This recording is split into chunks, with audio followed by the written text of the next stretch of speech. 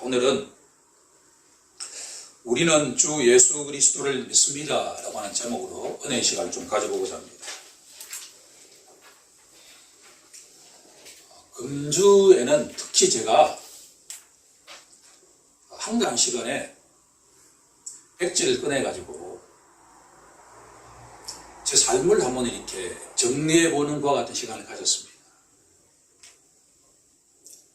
내가 언제 태어났고 그리고 제 인생의 가장 중요한 시점이 언제일까를 보니까 바로 예수님을 믿게 되는 시점이죠.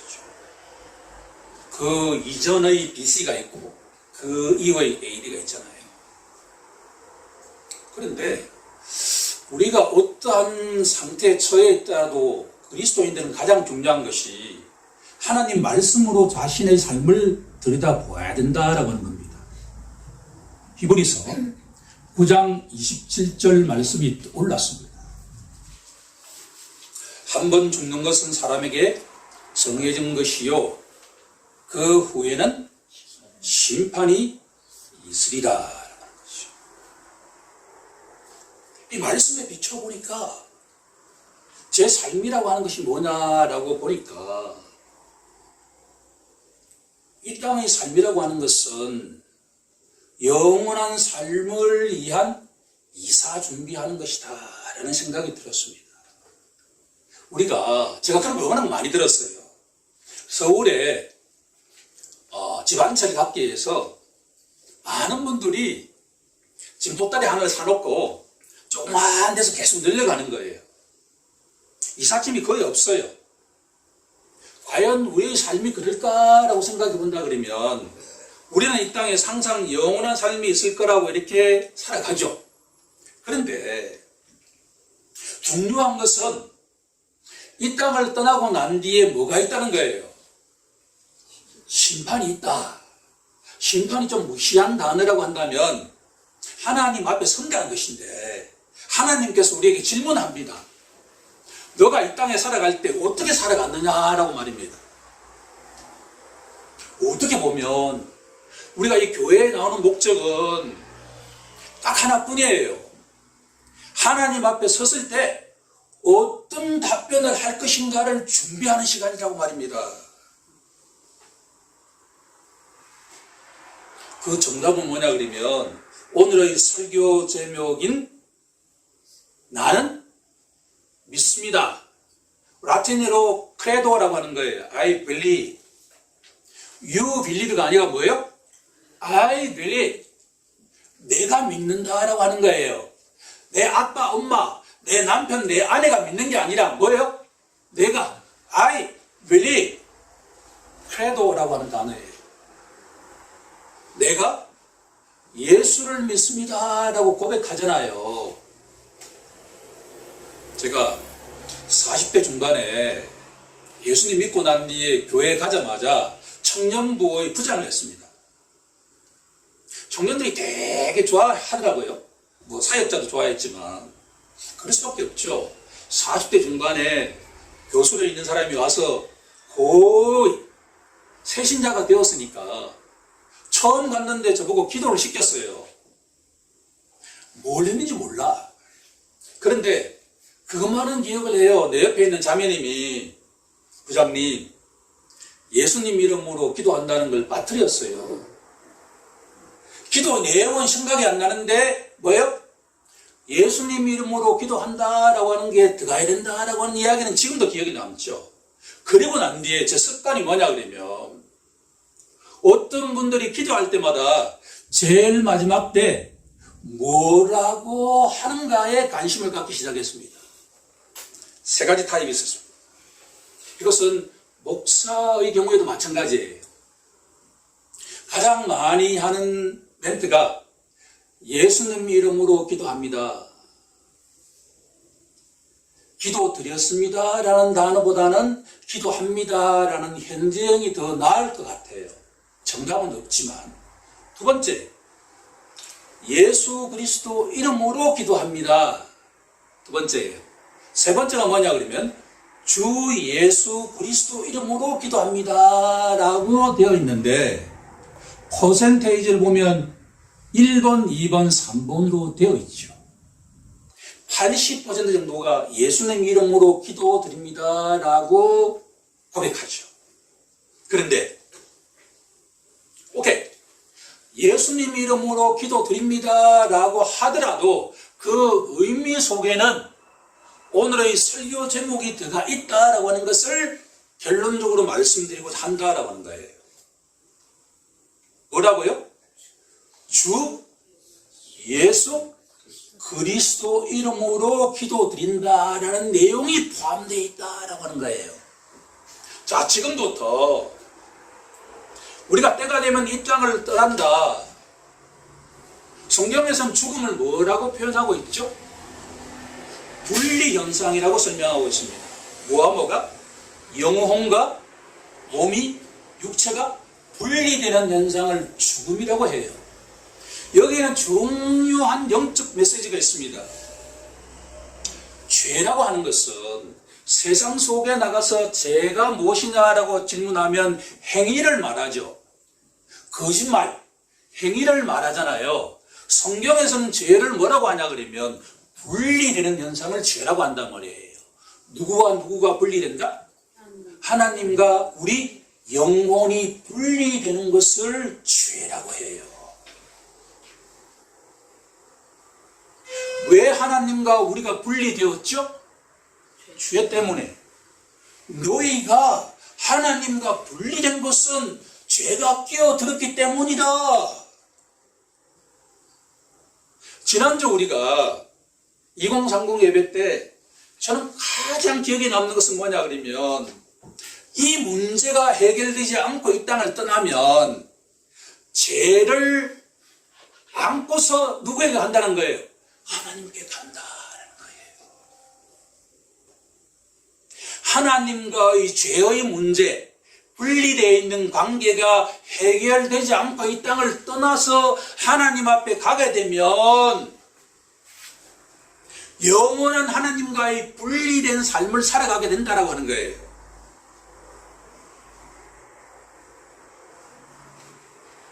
우리 모두가 하나님 앞에 섰을 때 나는 주 예수 그리스도를 믿습니다 라고 고백하는 시간이 되길 간절히 소망합니다.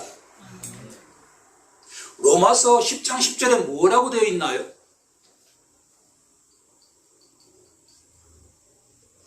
마음으로 믿어 의에 이르고 입으로 시인하여 구원에 이르느니라. 구원에 이르려면 두 가지 스텝이 필요해요. 일단 어떻게 해야 되죠? 선 마음. 마음에 어떻게 해야 돼요? 믿어야 돼요. 예수를 믿어야 돼요. 그 다음에 어떻게 해야 되죠? 말로 내가 누구를? 예수를 믿습니다라고 고백할 때 구원에 이른다 말이에요. 그러면 이 마음에 믿음이 없다라고 한다면 입으로 시인할 수가 있을까요? 없을까요? 불가능하죠. 말이 바뀌려고 하면 내가 예수를 믿습니다라고 고백하려고 그러면 뭐가 바뀌어야 된다는 거예요? 마음이 바뀌어야 돼요.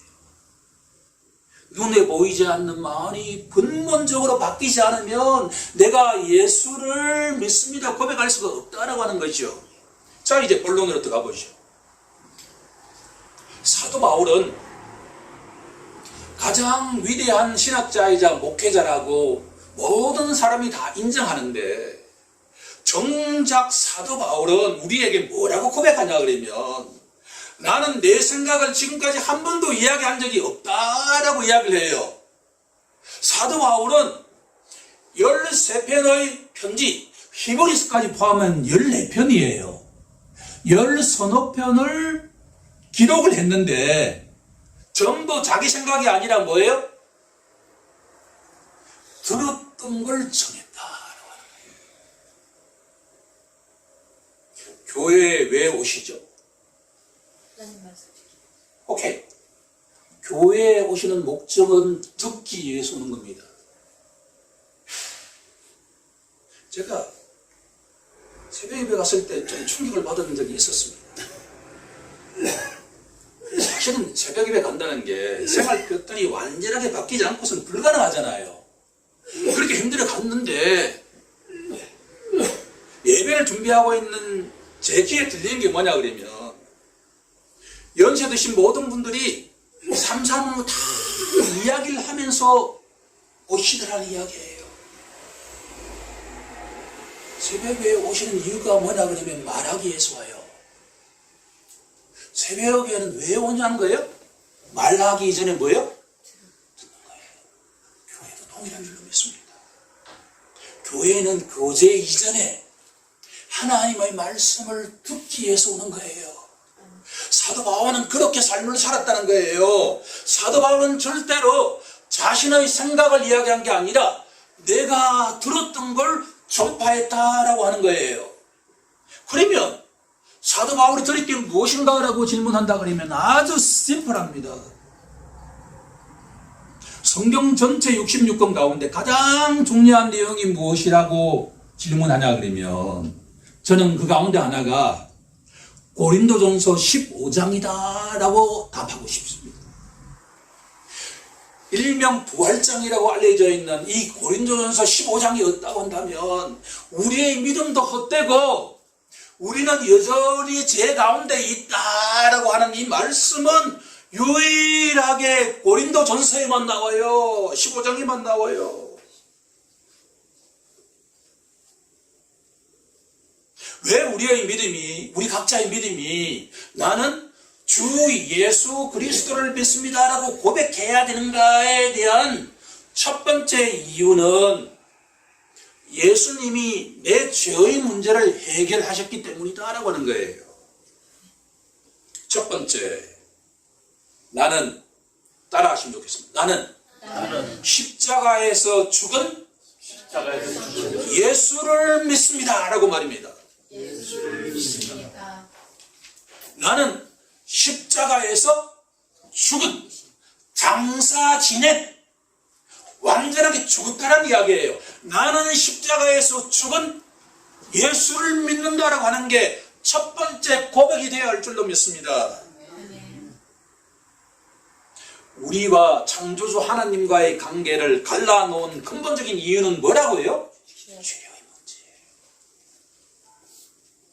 죄의 문제를 해결하지 않고서는 절대로 하나님 앞에 벌벌벌벌 떨지 않을 수가 없어요.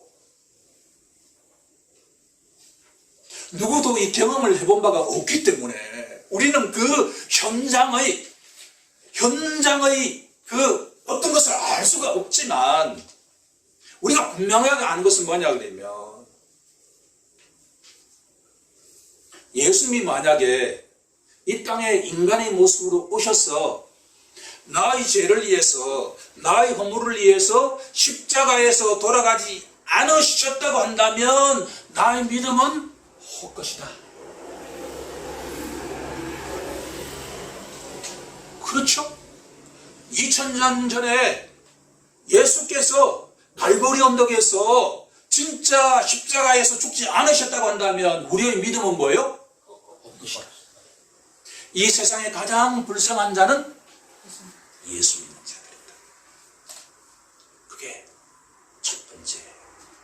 저는 예수님을 믿습니다. 아멘. 그분이 유의 죄가 아니라 뭐예요? 나의 죄를 십자가에서 대속하셨다, 해결하셨다 라고 하는 것을 믿는다고 하나님께 똑똑하게 말씀을 드리는 성도가 되기를 원합니다. 아멘. 두려워 떨지 마시고 아버지 하나님 앞에서 내가 죄인이었는데 아담의 후손인 죄인이었는데 하나님의 아들이신 예수께서 내 죄를 대속해 주셨다라고 믿습니다라고 고백하는 우리 모두가 되길 원합니다. 아멘.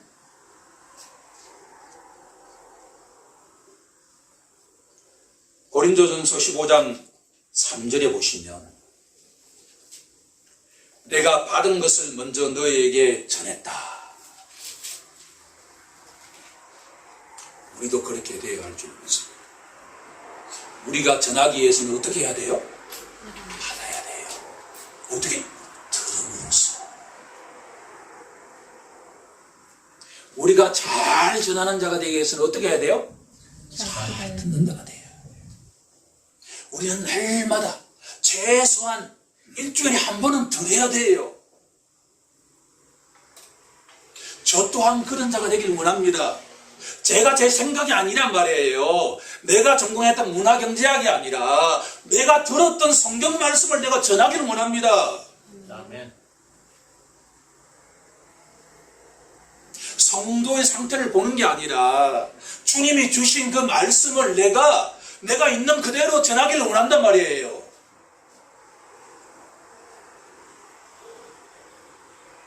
두 번째, 따라하시면 좋겠습니다. 나는 부활하신 그리스도를 원하신 그리스도를 믿습니다. 아멘. 용어가 달라졌죠. 첫 번째는 우리가 누구를 믿는다고 고백했죠? 예수를 믿는다고 고백했어요. 두 번째는 이제 뭐라고 고백하죠? 그리스도를.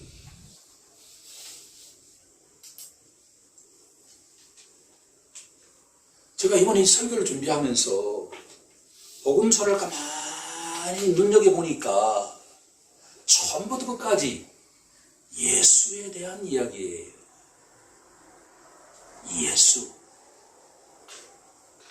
예수가 어떤 의미죠?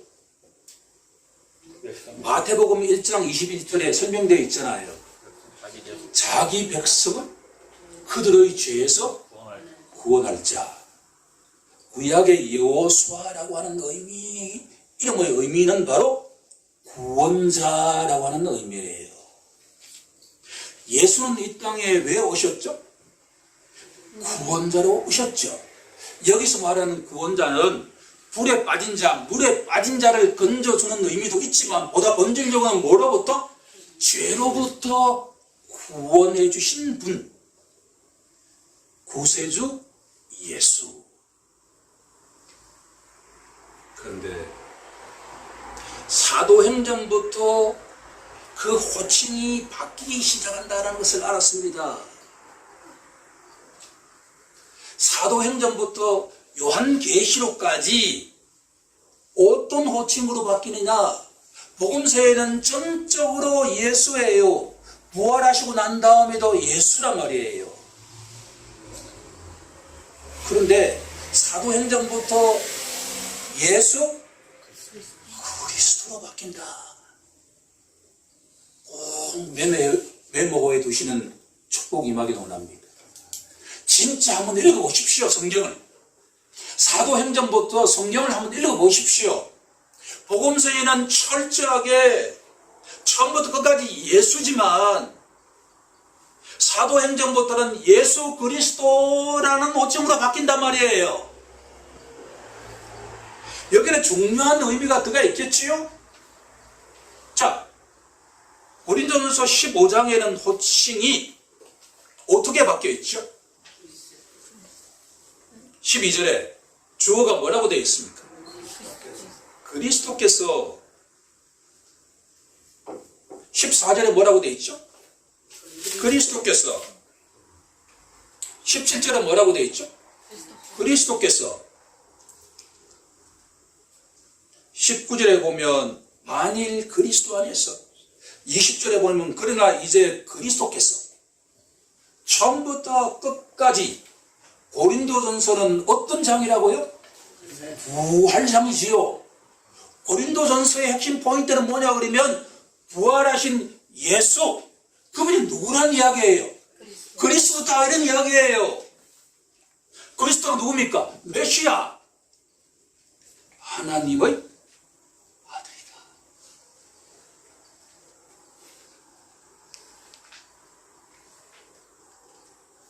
솔직히 말씀드리면 목사인 저도 이 내용을 명확하게 몰랐다는 표현은 뭔가 조금 이게 어폐가 있으니까 희미하게 알았다 라고 고백하지 않을 수가 없다라고 하는 거예요. 성경은 치밀하게 진리가 계시되어 있는데 우리 인간들은 자기 생각으로 막 뒤섞어요.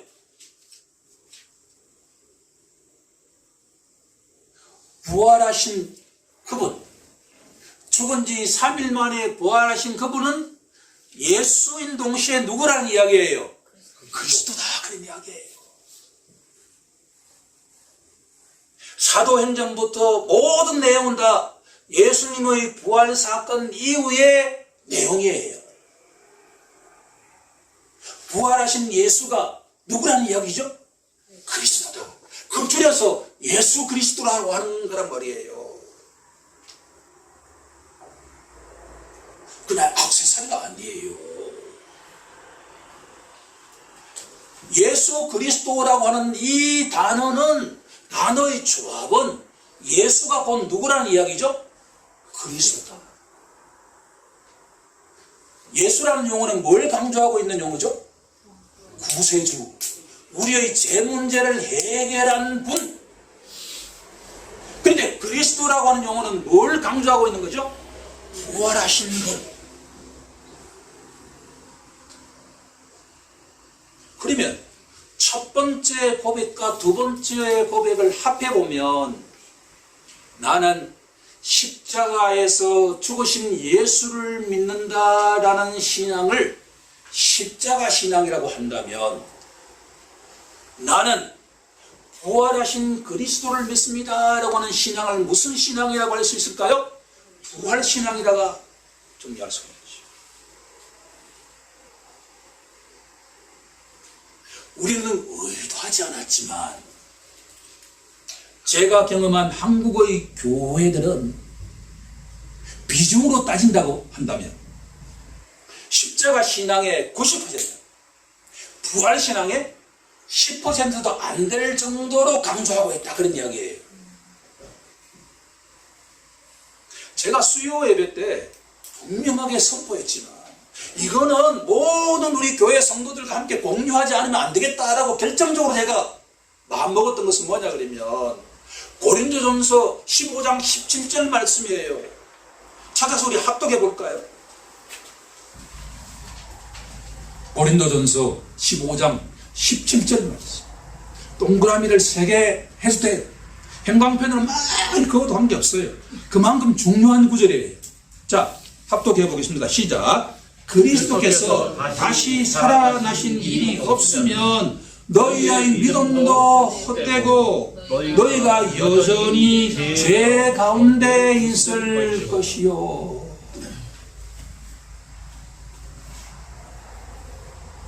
만약에 성경대로 예수님께서 우리 죄를 위해서 십자가에 돌아가시고 난 다음에 3일 만에 부활하지 않으셨다고 한다면 우리의 믿는 믿음은 뭐라는 거예요?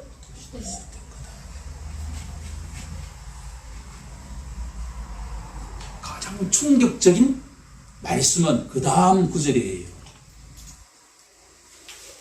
너희가 여전히 어디 가운데 있다? 죄 가운데. 가운데. 죄 가운데 있다. 저는 충격적으로 쇼킹하게 다가왔습니다. 잘못하면 하나님 앞에 가서 엄청나게 혼나겠다. 목사의 자리는 폼 잡는 자리가 아니에요. 혼나기 딱 좋은 자리예요. 제가 요즘 어떤 생각이 많이 드냐 그러면 틀리지는 않았는데 앵글이 명확하게 맞춰지지 않으면 여러분들에게 이해시킬 수가 없어요. 강대상에 서 있는 자가 명확하게 성경을 알지 못하면 그 선포되는 말씀을 비켜간다는 이야기예요. 이렇게 틀리지는 않았지만 우리가 옛날에 돋보기 있죠, 그죠? 돋보기를 가지고서 아무리 싼 돋보기도 조르기가 딱 맞으면 종이 어떻게 되죠?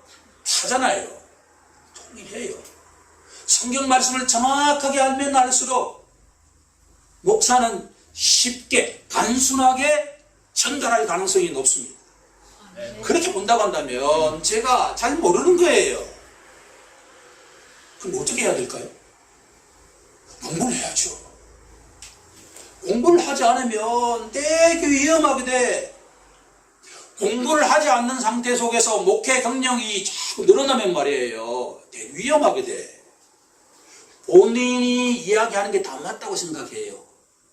그런데 만약에 어떤 교회에서 이 구절이 만약에 예수 그리스도가 이 땅에 부활하지 않으셨다고 한다면 우리의 죄 문제가 해결됐어요? 안 됐어요? 안 된다는 거잖아요. 어떻게 보면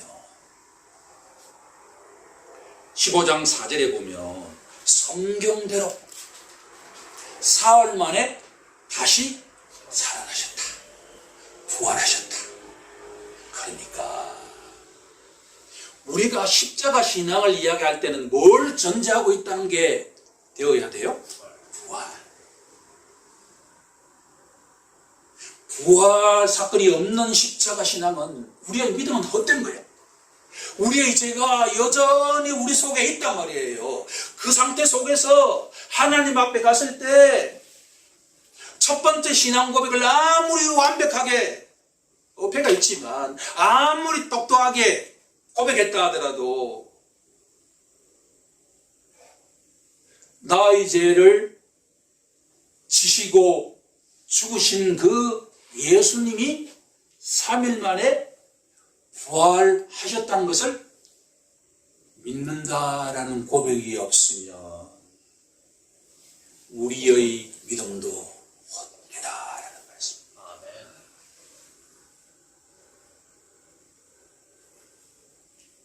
너희가 마음으로 믿어 의에 이른다. 우리가 의로운 자가 되기 위해서는 우리의 믿음의 내용이 어떻게 되어야 한다는 거예요? 십자가에 죽으신 예수를 믿는 동시에 3일 만에 부활하신 그리스도를 믿는다라고 고백할 때 손바닥이 땅 마주치듯이 우리의 신앙은 하나님 보시기에 합당한 신앙이 된다라는 이야기입니다. 그런데 이 두 가지만 있다 해서 하나님 마음에 합할 수는 없어요. 하나가 플러스 돼야 된다. 세 번째가 뭘까요? 구세주 예수, 부활하신 그리스도를 내 삶의 누구로? 주인으로 영접해야 된다.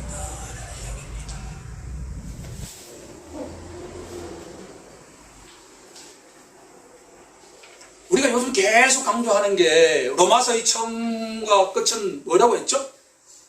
믿고 뭐 한다는 거? 순종하는 것이다. 기독교 신앙은 아주 심플해요. 나의 죄를 대속하신 예수를 믿고 부활하신 그리스도를 믿고 난 뒤에 어떻게 해야 된다는 거예요? 순종해야 된다는 거예요. 그런데 왜 순종이 어려울까요? 그분이 나의 누가 안 됐기 때문이죠? 주인이 안 됐기 때문이죠. 사도 바울은 로마서 1장 1절에서 나는 주 예수 그리스도의 누구라고? 종이다 라고 선포하죠.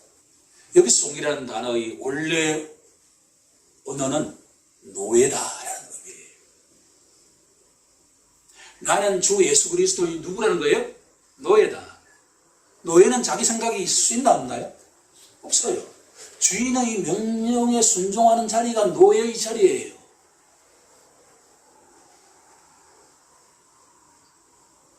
세 번째 갈로의 정답은 나는 따라하겠습니다. 나는 예수 그리스도가 주인이라고 믿습니다. 이 세 가지의 의미 속에 예수님 이름으로 기도합니다라는 내용 속에 다 들어가 있어야 된다는 이야기죠. 정리를 해보면 제 이야기가 뭐냐 그러면 꼭 주 예수 그리스도 이름으로 기도합니다 라고 해야 된다는 이야기가 아니라 자유롭게 하세요. 진리가 너희를 자유롭게 하리라. 진리 안에서 자유로움을 가지십시오. 그런데 우리가 예수님 이름으로 기도합니다 라는 그 의미 속에는 세 가지 내용이 들어가 있어야 된다는 이야기예요. 첫 번째는 뭐죠? 십자가에 죽으신 예수를 믿는다. 두 번째, 부활하신 3일 만에 부활하신 그리스도를 믿는다. 그리고 그 예수 그리스도가 내 인생의 주인이라고 믿습니다 라고 고백하는 내용이 들어가 있어요.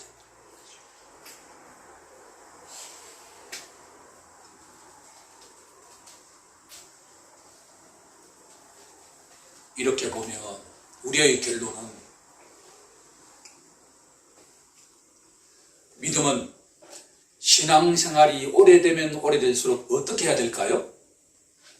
커지고 깊어져야 되죠. 믿음의 내용은 세 가지인데 그 믿음의 내용에 대한 것이 매주, 매달, 매년 점점 커지고 깊어지기를 기도해야 된다라는 이야기입니다. 제자들도 예수님께 이렇게 기도했잖아요. 주여 우리의 믿음을 더해 주옵소서라고 말입니다.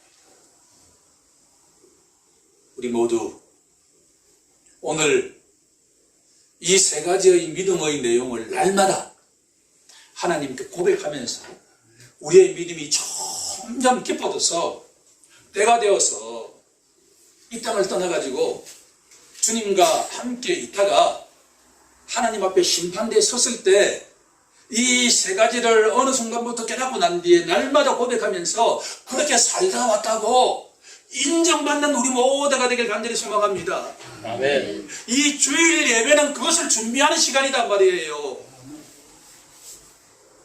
우리 모두 기도하겠습니다.